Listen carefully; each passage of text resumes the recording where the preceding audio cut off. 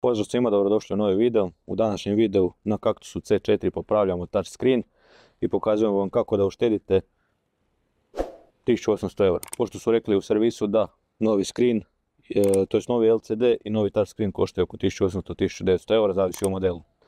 Ajmo, evo ovako o čem se radi. Znači, u ovom slučaju pukao je touchscreen, ali LCD je ostao čitav. Znači, mi sad kad damo kontakt, LCD iza radi, ali touchscreen kad dirate ne radi. U ovom slučaju ne radi LCD zato što smo mi već odspojili iza, ali to ću vam sad na brzinu pokazati. Da bismo izvadili ovaj LCD, znači moramo cijeli taj dio izvaditi. Ovo vučemo van sa nečim ovakvim. I onda ovdje imamo dve desetke, koje ja sad iz ovog položaja baš ne vidim, ali evo vidim. Prvo odšerafit pa onda konektore ištekat, konektori su malo zajebaniji, ali idu. Treba će vam nekakav šeraf cigaravni ili tako nešto. Ništa. Evo sad kad smo odšerafili, samo ovo povučemo van. Malo će možda teže ići prvi put kad budete vadili, ako je zapeklo, ali ići će.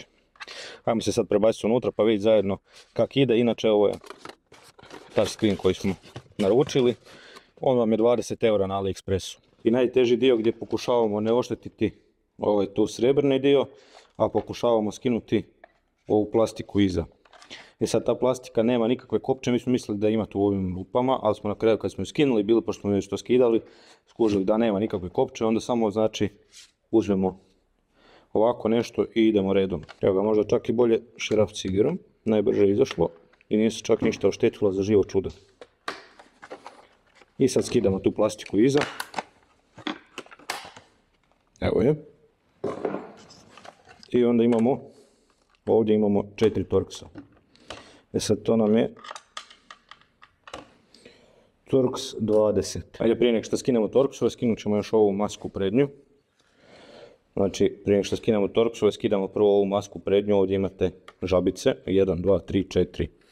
Njih samo stisnete unutra i gurate masku prema van. Evo ga. Znači, tu smo progurali te žabice prema van i sad samo uvučete to prema van.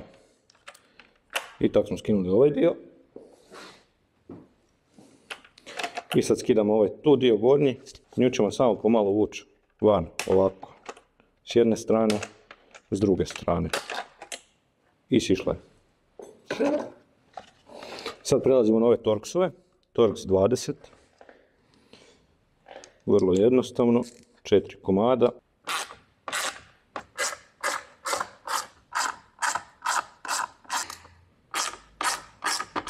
I sad nam silazi ovaj oklop iza. Klop. Zajedno idu i konektori sa njim ovi, ne treba se ništa ištekavati. I sad kad smo skinuli ovaj iza oklop, sad tu iza imamo još manje torksove.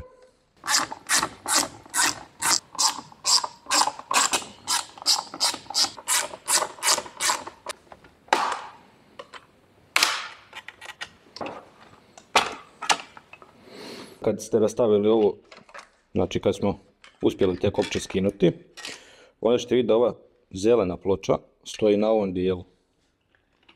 Uzmete i polako s ovim pod zelenu ploču i onda će vam ona sići. Sve konektore odavde spojiti da oslobodimo ploču i da možemo raditi na ovom dijelu. Sad imate ove malo čudne konektore, nemojte se ništa plašiti. Oni se isto vrlo lako otkopčaju i isto vrlo lako se stave nazad. Znači tu imamo ovaj bijeli dio i imamo crni dio. Ovaj crni dio samo noktom ispod i podignemo ga prema gore. Evo, tako sa svih strana. I primimo za ovo, izvučemo i ovaj tu. I oslobodili smo ovu ploču. Sad morate odlijepiti ovaj prednji dio, tu vidite touchscreena. Znači malo ružno to izgleda kako se mora raditi, znači nema više šerafa iza. Došli smo do tog dijela da to treba odlijepiti. I onda odlijepimo prvo taj gore dio, bar na jednom dijelu, tako da možemo podbočiti sveći. I sad tu imate, pošto je to zalijepljeno tu u krug, svuda u krug je zalijepljeno, stavljate tu ispod i pazite, normalno pazite oči i stavljate, znači samo vučite prema gore. Obavezno pazite dok skidate ovo staklo da ne dirate po LCD-u koji se nalazi iz stakla. Kad smo napokon skinuli sve, Znači skinuli smo i odavde gore dio, nisam siguran da li to trebalo skinuti, ali išlo je svakako dolje od kad smo krenuli, tako da vjerojatno je. Ovaj dio tu smo morali očistiti koliko god dobro možemo, tako da druga gumica, to je drugo ljepilo, može sjesti kako treba. Sad trebamo očistiti ekran i onda možemo baciti se na montiranje drugog touchscreena. Ako mislimo da je dovoljno očišćeno, možemo se baciti na montiranje drugog touchscreena. Nažalost, ovaj se već pogrebao, možda sad od micanja ovoga stakla ili prije kako je već dugo bilo puknuto, ali to ne možemo znati, ostaje tako kako je, sam stavljamo drugi touchscreen. Inače, i može ići samo na jednu stranu, znači mora ići, proći ovaj dio, mora proći ovuda dolje. Pazite baš da ne packate s druge strane, s prednje strane imamo zaštitu svejedno. I pokušavamo zalijepiti da je što ravniji. Prvo ćemo progurati ovaj konektor i sad ga pokušavamo nacentrirati dok nam smeta ovaj konektor, daj povući konektor tu. I kad mislite da je dobro nacentrirano, valjda, evo ga.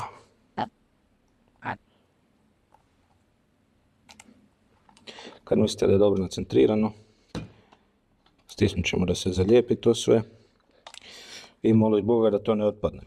I to bi vam trebalo izgledati nekako ovako. Bilo bi dobro to s nečim prijeći, nisam siguran s čim, da se to dobro zalijepi. Ali ne znam da li će ovo stisnuti jer osjetim pod prstima da nije zalijepljeno kako treba.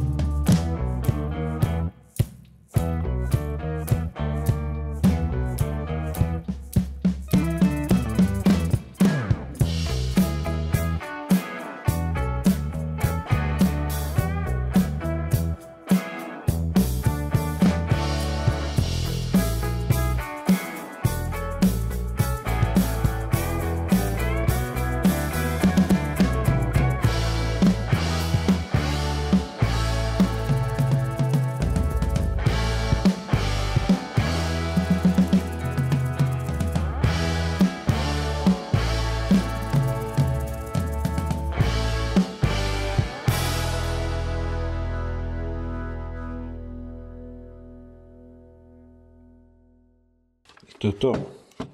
Ono što mene muči, što trenutno ovaj ekran ne drži ništa, a znam sigurno da se ljepilo nije dobro uhvatilo. Nadam se da u budućnosti neće biti problema s time, a jak bude zamjena će biti lakša da se ljepilo nije uhvatilo. Ajmo to sad testirati u autu i vidjeti da li to radi. Montirali jesmo, ostalo je još ovo za vratiti gore. Mi smo to malo testirali sad. Ne znam da li je takvi u originalu ili nije, evo sad ćete vidjeti. Inače sve lijepo radi, gdje god stisnete ono gdje je na ekranu to tako je. Ovo ne možemo ugasiti, ne znam zašto. Sačekat ćemo da se makne to. E sad, ono što je fora ovdje, to nije pravi touchscreen ko na mobitelu. Ne znam li tak je inače u Kaktusu ili nije, ili bilo kojem autu koji ima takav touchscreen. Ovakvom, u ovom modelu, zato što ovdje je touchscreen užasno loš. Mislim, radi. Ali nije ono da dotaknete pa radi. Morate stisnuti. Morate kao, ajmo reći, nije ono onaj lijepi touch, nego morate malo silu upotrijebiti. A možda i multimedija sama po sebi spora jer je original. Evo možemo tu mijenjati sve što se prije nije moglo.